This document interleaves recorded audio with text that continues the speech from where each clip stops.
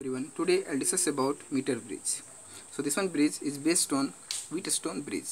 तो हम लोग प्रीवियस लेक्चर में व्हीटस्टोन ब्रिज के बारे में पूरा जान चुके हैं और इसको डिस्कस कर चुके हैं। तो इन बैलेंस कंडीशन हम लोग व्हीटस्टोन ब्रिज में क्या जानते हैं कि इसमें भी क्या होता है, इसमें हमारा एक वेरिएबल रेसिस्टर होता है। This is the variable resistor, this is the unknown resistor, और ये पी एंड क्यू जो है सो नॉन रेसिस्टर होता है। ठीक है, तो इसमें क्या है कि यदि ये बैलेंस कंडीशन में होगा तो बैलेंस कंडीशन में होने से क्या होता है कि हमारा जो गैल्वेनोमीटर में है, गैल्वेनोमीटर में करंट पास नहीं होता है। इन बैलेंस कंडीशन मतलब क्या है कि बी और डी में पोटेंशियल डिफरेंस, दोनों का पोटेंशियल सेम होगा तो पोटेंशियल डिफरेंस हमको जीरो मिलेगा, मतलब जी में करंट पास नहीं होता है, तब हम इसको कह सकते हैं बैलेंस कंडीशन। और हमारा रिजल्ट आता था बैलेंस कंडीशन के लिए P by Q is equals to R by S, मतलब ये दोनों का division is equals to this one division. ठीक है, तो यहाँ पे यदि हम अननोन रेसिस्टर को फाइंड करना चाहें एस, तो कुछ इस तरह से एस को कैलकुलेट कर सकते हैं। मतलब इसमें से P by Q equal to R by S में से एस को हम सब्जेक्ट करेंगे। यदि एस सब्जेक्ट करेंगे तो हमारा रिजल्ट क्या आएगा, Q by P is into are.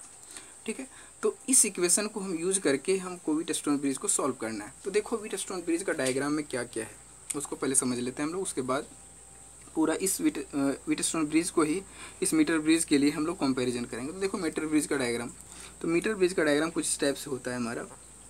सबसे पहले देख लो कि एक हमारा कुछ टाइप से ये वुड का बना होता है पूरा, तो वुड के ऊपर सारा इस तरह का सर्किट डायग्राम बनाया होता है। तो इसमें एक प्लेट लगा होता है, ये जो तुमको दिख रहा है ये दिस वन, ये जो है ये छोटा पॉइंट आपको यहाँ पे जो भी पॉइंट दिख रहा है, मतलब ये वाला जो प्लेट दिख रहा है, दिस वन प्लेट जो है ना, ये कंडक्टिंग प्लेट होता है हमारा।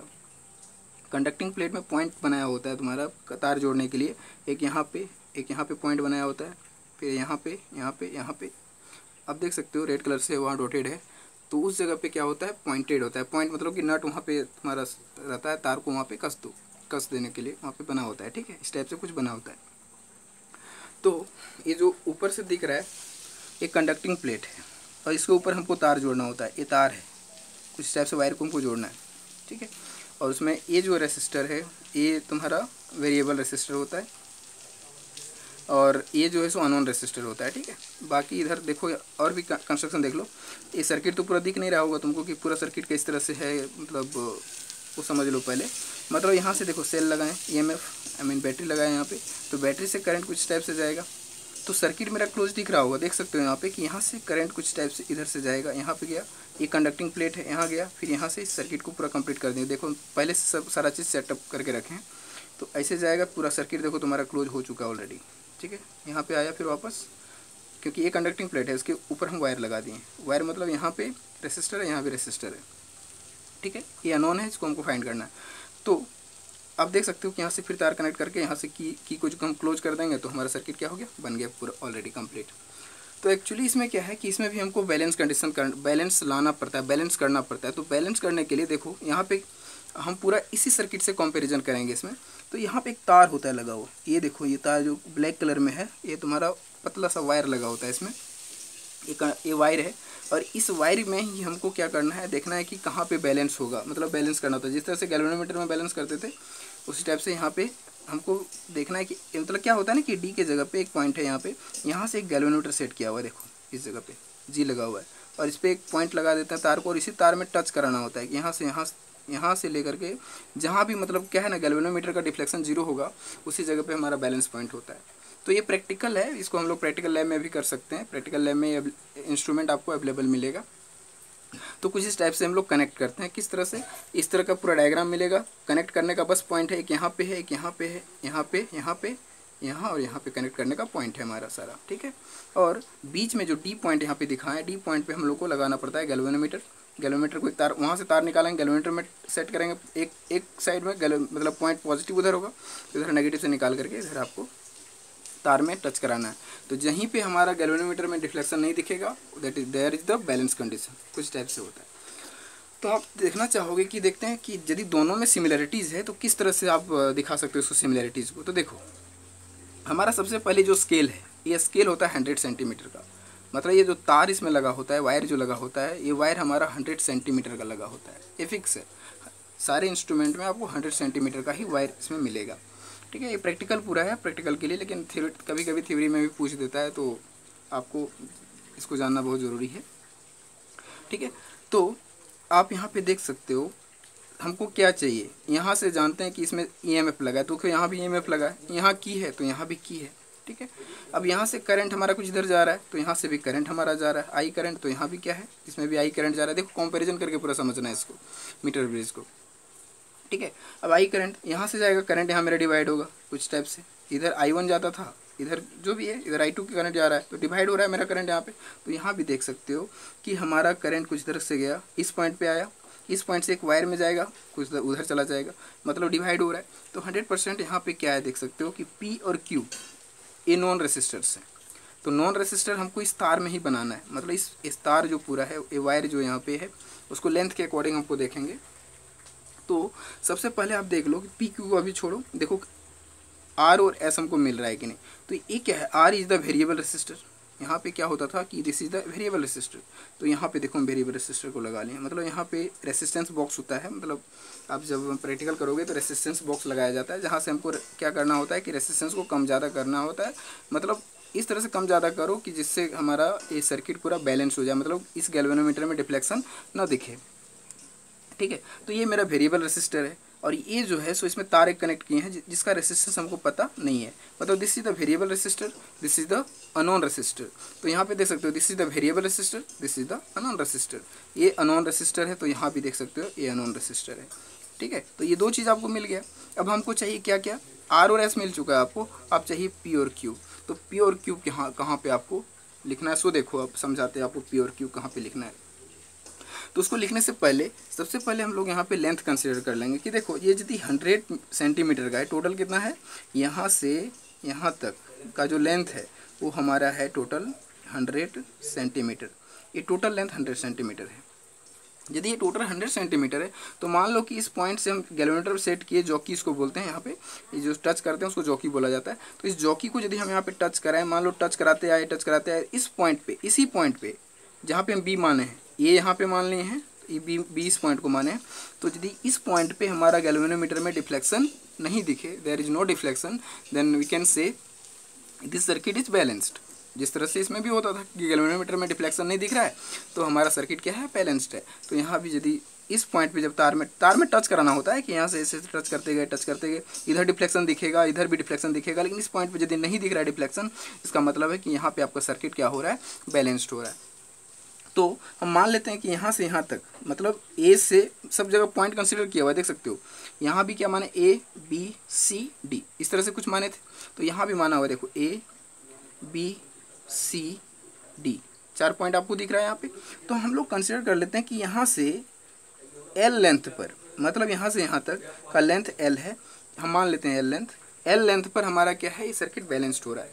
तो यदि ये यहाँ से ए से बी तक यदि एल लेंथ है तो 100% हम कह सकते हैं कि इधर का जो लेंथ बचा, यहाँ से सी तक का जो लेंथ बचा वो क्या मिलेगा, 100 माइनस एल मिलेगा, क्योंकि एल हम पहले उधर कंसिडर कर चुके हैं, टोटल 100 सेंटीमीटर है, तो इधर हमारा क्या होगा 100 माइनस एल। अब यहाँ पे कंडीशन ये आता है कि इस लेंथ को तो मान चुके हम, ठीक है चलो, अब क्या है कि यहाँ पे हम माने हैं पी, इस जगह पे क्यू, मतलब ए टू बी क्या माने हैं पी, तो यहाँ से ए टू बी के बीच में हमको पी मानना पड़ेगा। तो मान लेते हैं कि यहाँ से यहाँ तक का पॉइंट क्या है, पी है, ए से बी तक क्या है, पी है, मतलब एल लेंथ के लिए जो है सो उसको हम पी कंसिडर कर लिए, और इस 100 माइनस एल के लिए जो है, मतलब कहाँ से बी टू सी, इसको हम लोग क्यू कंसिडर कर लेते हैं, क्योंकि यहाँ पी है यहाँ क्यू है, तो यहाँ भी हम लोग पी और क्यू कंसिडर कर लिए। अब आप देख सकते हो सर्किट में कि ए टू बी पी है, ए टू बी पी है, बी टू सी क्या है, क्यू है, बी टू सी क्यू है, ठीक है, और क्या है सी टू डी क्या है, ऐसे सी टू डी ऐसे देख सकते हो ये वाला, और डी टू ए क्या है, आर है, डी टू ए आर यहाँ पे भी है, ठीक है। तो और सारा चीज़ वही है, ये वेरिएबल है, ये भी वेरिएबल है, ये अननोन है, ये भी अननोन है, इसी को फाइंड करना होता है इसमें इंस्ट्रूमेंट में, मीटर ब्रिज में, ठीक है। और ये हमारा नॉन रेसिस्टेंस है। अब देखो कैसे इसका रेसिस्टेंस निकालेंगे, पी का रेसिस्टेंस निकालना है और क्यू का निकालना है। तो एक्चुअली हम लोग आर का कुछ वैल्यू जानते हैं कि R depends on some factors. तो रेसिस्टेंस का फॉर्मूला हम लोग पहले भी पढ़ चुके हैं कि R is directly proportional to the length upon area, cross sectional area. मतलब यहाँ से जो आर निकालते थे उसका फार्मूला आता था रो एल बाई ए, कुछ इतना फार्मूला, ये फार्मूला हम लोग को पहले से पता है, ठीक है। तो हम लोग कंसीडर करते हैं कि ए से बी का जो रेसिस्टेंस है वो पी है, ए टू बी जो रेसिस्टेंस है वो पी है, तो कुछ इस फॉर्म में लिख सकते हैं, क्योंकि लेंथ यहाँ पे क्या है, यहाँ से यहाँ तक का लेंथ L है, तो L लेंथ के लिए जो हमारा रेसिस्टेंस में एरिया ऑफ क्रॉस सेक्शन तो इस तार का सेम होगा, क्योंकि इधर लें चाहे इधर ले, एरिया ऑफ क्रॉस सेक्शन तो सेम मिलने वाला है। तो हम लोग यहाँ पे कैलकुलेट कर लेते हैं P। तो P यदि इसी के अकॉर्डिंग हम यदि R is equals to rho L by A के अकॉर्डिंग करें तो P का वैल्यू हमको वही मिलने वाला है, रो L बाई ए, यही चीज़ मिलेगा। ठीक है, ये फार्मूला मिलेगा P इज इक्वल्स टू, क्योंकि this is the resistor L length के लिए कंसिडर कर रहे हैं जिसमें इस वायर का एरिया ऑफ क्रॉस सेक्शन ये है, तो उसके लिए हमको जो P क्या है, रेसिस्टेंस है। दिस इज द रेसिस्टेंस, यहाँ भी तो रेसिस्टेंस ही कंसिडर किए हैं, तो P यहाँ पे क्या है, रेसिस्टेंस है। तो P इज इक्वल टू हमको मिलेगा रो L बाई ए, इसको मान लो फिलहाल के लिए इक्वेशन नंबर 1। नेक्स्ट वन, उसी बेसिस पे Q का निकालना है वैल्यू। तो Q का वैल्यू जब निकालोगे तो सिर्फ लेंथ ही तो चेंज है, और यदि लेंथ चेंज है तो उसकी जगह लेंथ की जगह क्या होगा, जहाँ पे लेंथ है देखो Q की जगह क्या है, 100 माइनस L, तो यहाँ लिखेंगे रेसिस्टिविटी रो और जहाँ पे L है वहाँ क्या लिखाएगा, 100 minus L divide by area of cross section की जगह A। ठीक है, ये चीज़, तो ये फार्मूला हमको मिल गया इक्वेशन नंबर 2। मतलब क्या है, P का वैल्यू मिल गया रो L बाई ए और Q का वैल्यू मिल गया rho, this is also rho 100 minus L by A. मतलब केवल दोनों में क्या चेंज हो रहा है, लेंथ चेंज हो रहा है। तो रेसिस्टेंस दोनों का पता चल गया, P का भी पता चल गया और Q का रेसिस्टेंस पता चल गया। तो एक्चुअल में यदि हम इस इक्वेशन को देखें तो यहाँ पे हमको अननोन रेसिस्टेंस को फाइंड करना है, S फाइंड करना है, तो यहाँ भी इसी को फाइंड करना है, S को ही फाइंड करना है। तो क्या इसी फार्मूला पे हमको क्या फाइंड करना है, देखो R तो यहाँ भी है, R तो ऑलरेडी पता है हमको कि कितना रेसिस्टेंस यहाँ पे वेरी करके मतलब कितना रेसिस्टेंस रखें उसका वैल्यू तो पता है, लेकिन Q बाई P हमको पता नहीं है। तो Q बाई P यहाँ निकाल सकते हैं, देख सकते हो Q का वैल्यू निकाल चुके हैं, P का वैल्यू निकाल चुके हैं। तो Q बाई P यदि यहाँ पे हम कैलकुलेट करना चाहें तो हमको मिल जाएगा। तो इसी इक्वेशन पे हम यदि पुट कर देंगे तो इसका भी रिजल्ट हमको मिल जाएगा अननोन रेसिस्टेंस का। तो देखते हैं, तो Q बाई P यहाँ पे कैलकुलेट करते हैं। तो हियर Q बाई P देख सकते हो क्या होगा, Q का वैल्यू ये है रो 100 माइनस L डिवाइड बाई ए, कुछ इतना है, डिवाइड बाई P का वैल्यू कितना है, रो L बाई ए। अब क्या क्या कैंसिल हो सकता है आप देख सकते हो खुद से, यहाँ से कैंसिल हो जाएगा हमारा रो कैंसिल हो जाएगा, ये दोनों, यदि ये दोनों रो कैंसिल हो गया तो और क्या, और कुछ भी कैंसिल हो सकता है, ए और ये दोनों कैंसिल हो जाएगा, दोनों का एरिया ऑफ क्रॉस सेक्शन। ठीक है, तो और क्या बचा यहाँ पे हमारा, बच जाएगा 100 minus L divide by L, कुछ इतना मिला। Q by P is equals to 100 minus L by L मिला हमारा रिजल्ट। यदि Q बाई P इतना मिला तो यहाँ पे देखो ना, यहाँ पे बस Q बाई P का वैल्यू निकाल चुके हैं, इसी की जगह इसको पुट कर दो तो हमारा S क्या मिल जाएगा, यहाँ पे S is equals to Q by P के जगह पे है 100 minus L divided by L into क्या होगा R। This is the final result of metre bridge, यही तो रिजल्ट है। S इज इक्वल्स टू मतलब अननोन रेसिस्टेंस को फाइंड करना यदि मीटर ब्रिज में, तो आपका रिजल्ट क्या आएगा, 100 minus L divide by L into R। This is the final result of metre bridge. आपको यदि अननोन रेसिस्टेंस फाइंड करना है तो आपको लेंथ पता होना चाहिए कि कितना डिस्टेंस पे हो रहा है। तो यहाँ पे देख सकते हो कि यदि L 40 है, यहाँ कितना है 40 पे गए, देखो स्केलिंग किया हुआ है कि यदि 40 पे तो L मेरा 40 हुआ, तो 100 में L माइनस की कितना होगा इधर, मतलब जो आपका P यदि 40 है, 40 लेंथ है P के लिए, तो इसके लिए क्या होगा, उसमें 40 माइनस कर दो तो 60 मिलेगा। मतलब आपका जो यहाँ पे रिजल्ट आएगा वो आ जाएगा कुछ, यदि उस तरह से कैलकुलेट करना चाहते हो तो आपको S मिलेगा, S इज इक्वल्स टू उधर हम क्या है 100 माइनस L मतलब 60 और ये मिल जाएगा 40 और इंटू R का वैल्यू मान लो कुछ भी होगा, तो फिलहाल आर ही रखो, जो भी रिजल्ट आएगा उसके अकॉर्डिंग पुट करो और रिजल्ट आप लेते रहो।